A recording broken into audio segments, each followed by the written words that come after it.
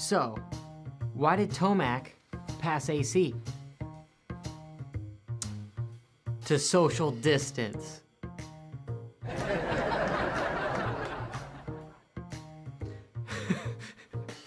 All kidding aside, I'm just gonna talk about the 450s, and then I might make another video about 250s to sort of split this up.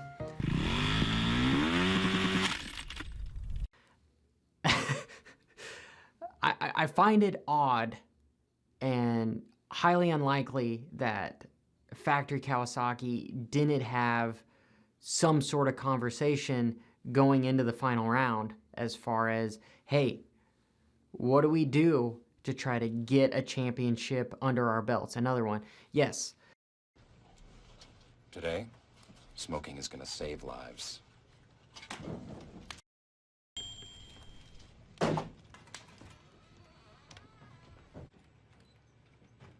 Oh my God! Oh my God! Fire! Oh, fire! Oh my goodness! What's the procedure? What do we do, people? The phones are dead. Oh, how did that happen? It's out in the hall. No, we don't know that. The smoke could be coming through an air duct. Oh my God! Okay, it's happening. Everybody stay calm. What's the Everybody procedure, stay calm. everyone? What's the procedure? Stay calm! Wait. Everybody calm down! Does team orders happen? Absolutely. Is it something that it's one of the industry's dirty little secrets that nobody ever wants to talk about? For some reason, yeah. Nobody wants to talk about it. I know your secret, your dirty little secret. Should I tell them what's it? There's a huge bonus, huge sponsorship, all sorts of stuff on the line to have a championship. And a team, a manufacturer, doesn't really matter if it's AC or Tomac. AC or Tomac, obviously, would rather them have the championship than somebody else, but the manufacturers don't. The team wouldn't really care one way or the other because the check still clears. I personally think that first moto, there was a huge power struggle going on with the team because AC... Here it is, Tomac around the outside to put together, who will put to rest any question about team tactics today. To the Cowie boys, it's every man for himself. Tomac wants moto wins. Has a one-year contract with Kawasaki. It's up. And Tomac, I'd have to look back at some stuff, but I'm pretty sure he's staying on Kawasaki. So there's a huge power trip going on because AC has a bunch of momentum at the end of Supercross and especially in motocross, where he's sort of kind of taken the reins as, dude, I'm the dude that's going to get whole shots and be out front the majority of the race. And I'm quite a bit younger than you. I'm 23, I believe. And Tomac, I think, is 27, 28. Like, I'm here to stay. And the team needs to start treating me like the #1 rider on that team. So, between rider to rider, I think this was a huge power struggle, power trip between the two riders. And with Tomac pretty much racing AC hard and eventually almost pushing him off the track to win, meant more to his pride than anything else. He didn't care if the team said, dude, you need to make sure that AC is in front of you for points, because he took 3 points away from AC. In the grand scheme of things, it didn't really matter. Zach Osborne was the champion anyway, but setting stuff up for that second moto, it did matter. I think that there is probably words said between Moto 1 and Moto 2. Roller section, down the inside, Tomac's got a wheel on him, almost pushes his teammate off the track, side by side. Sean Cirillo maintains. How's it going? You want to come over and party or something? Did you just say party? You know what? No, because I still hate you, okay? What are you so mad about? What do you think I'm mad about? Come on, man. That was last week. What about the time you ran over my leg with the car? I let that go that day. Yeah, I remember. And I wouldn't be surprised if AC ends up being on Honda next year with Ken Roczen.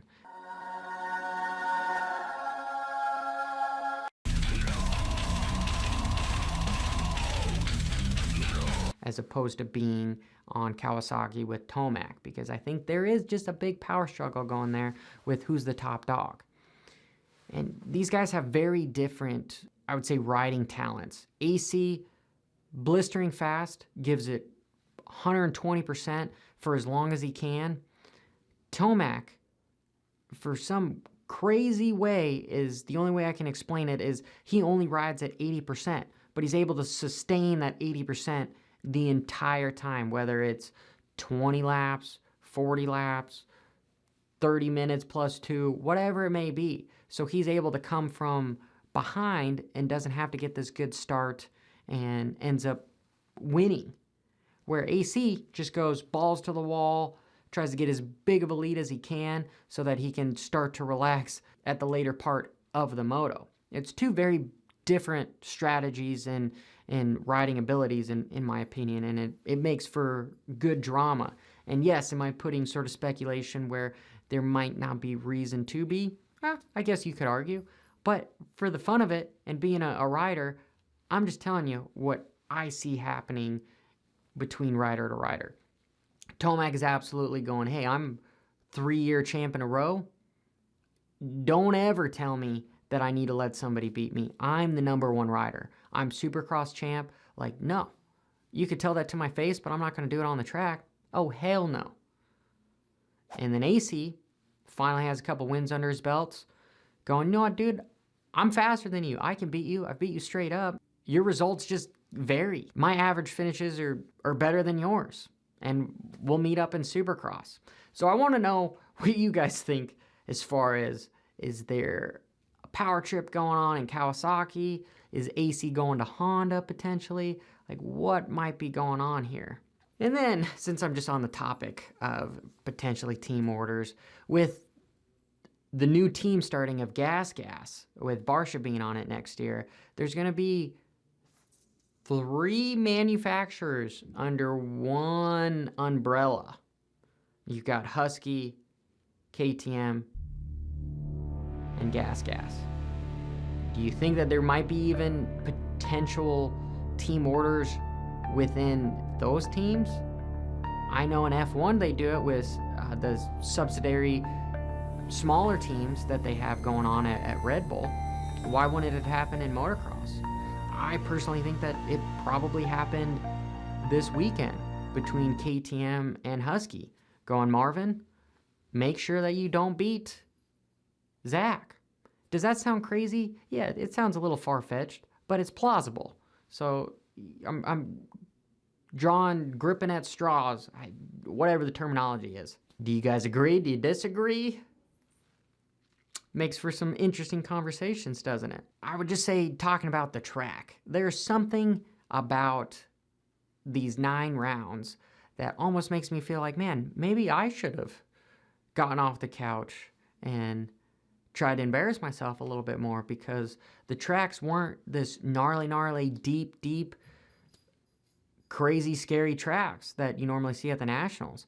A lot of the faces were very smooth, so you saw guys scrubbing off of. Things were hard packed and got holes and choppy, which create its own sort of dangers, but the track was fairly smooth and fast when it comes to a national track. And it's been the narrative for this whole Nationals that the tracks aren't being super overwatered. Does that have to do something with being in October, the end of summer, that we've been racing? Yeah, I'm sure it has something to do with it, but it's just, I don't know. I even asked some of the riders, do you like this? Do you think it makes for good racing? Do you think it makes for more dangerous racing? Because I see it go both ways. Under-prepped when it comes to the tracks. Do you think that makes the tracks faster or easier to pass on? Or what is your take? Do you like how the tracks ended up for the Nationals, or would you like to see it go back to being ripped really deep and qualifying starts out just silly muddy? For me, I think I actually liked how the tracks were. I mean, they're a little bit more hard-packed, but I just feel like I can move around a little bit more on the track and kind of be a little more creative than if the tracks are super deep. You have kind of a set line, and they all kind of funnel, and they all get major hooks in the corners and stuff like that. I think a lot of it has to do with it just being later in the year. I know California obviously hasn't gotten a lot of rain, and it's hard to put a lot of water into the track when you haven't gotten any rain. So, and I think just a lot of the tracks were going through a little bit of a drought, and those are the ones that were more hard packed. But I feel like we had really good racing this year, both classes. So I feel like the tracks made that a lot better and be able to move around. And I think the racing was a little bit closer just because I just think times were closer. So for me, I really liked it. And I've grown up on hard pack, and it's kind of what I like. So I was definitely a fan of it. It's just something different than the normal same track every weekend. And I even asked Sexton, is there anything that you could give to some tips for some of the riders that don't have the resources that you have for bike setup? You know, is your wheelbase, how long is it? Forks pushed all the way down for stability? I mean, what? And he was actually able to be a little bit transparent about it, which I respect the dude for being open about it. That is exactly what I'm looking for and what all of us are looking for these factory guys to be a little bit more transparent, you know. For the privateers, as far as when it comes to bike setup, the track seemed really, really fast. Did you guys lengthen the wheelbase and kind of take the forks down a little bit just for stability, for speed wise, to keep that front end from shaking and getting the back end sliding around? Because the track looked like it had some real fast, choppy holes that could put you on your head. Yeah, I mean, for us, I run a 47 rear sprocket, so that is basically I have the wheel as far back as I possibly can at all times. That doesn't matter if it's hard packed or not. Today, I mean, the biggest thing for me, I had to soften my bike up quite a bit just because it was really chattery, and it was also high speed, which is you couldn't really go too soft because you had to have that hold up when you hit those big G outs. But for those like corners that just had a lot of chatter and stuff like that, you wanted to be soft so you had a little bit of feeling.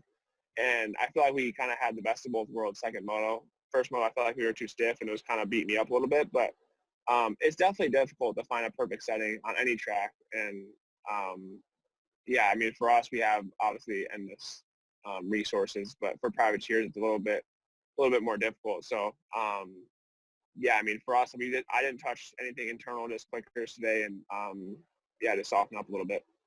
Hey, I appreciate your transparency, and congratulations on the win.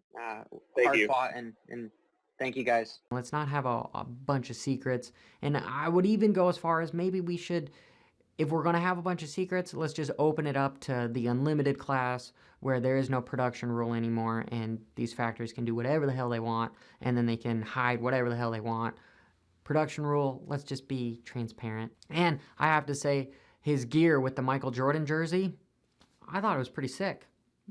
A lot of pressure for him to perform with that. It just little irony there that he was able to get his first win with that jersey.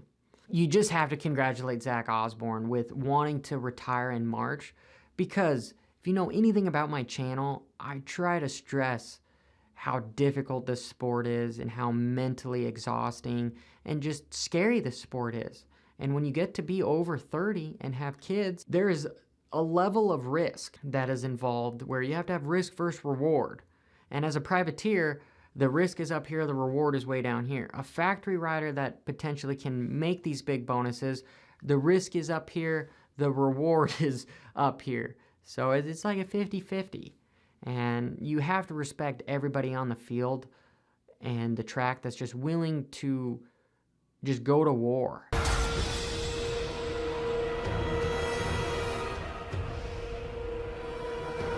Not just with the other riders, but their body and their future. Because we see it time and time again, these injuries change the lives of these riders. And it's a numbers game. Even if it's 1% that you're going to get hurt on a motorcycle, well, the more you ride that motorcycle, the more that number is catching up to you as far as it's going to be the next ride.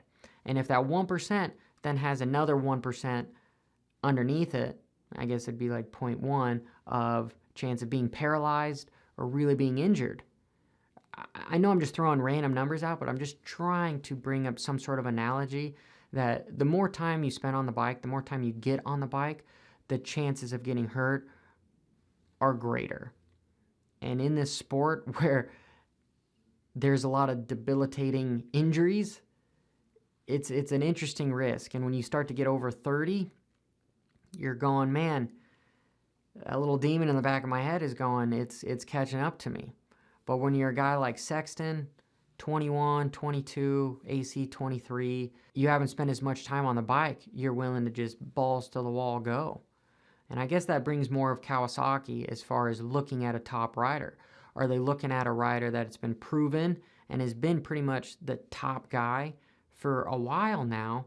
Or are you looking at investing more in a young gun that has the speed to beat and has proven to beat? While this guy might be on his way out, this guy's just starting in that class. Where does that fall in?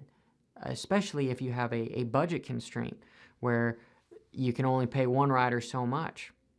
So I wouldn't be surprised if we see AC on a different color. And I would love, I mean, I'll do a Supercross deal here soon, but I'm pretty stoked for Zacho.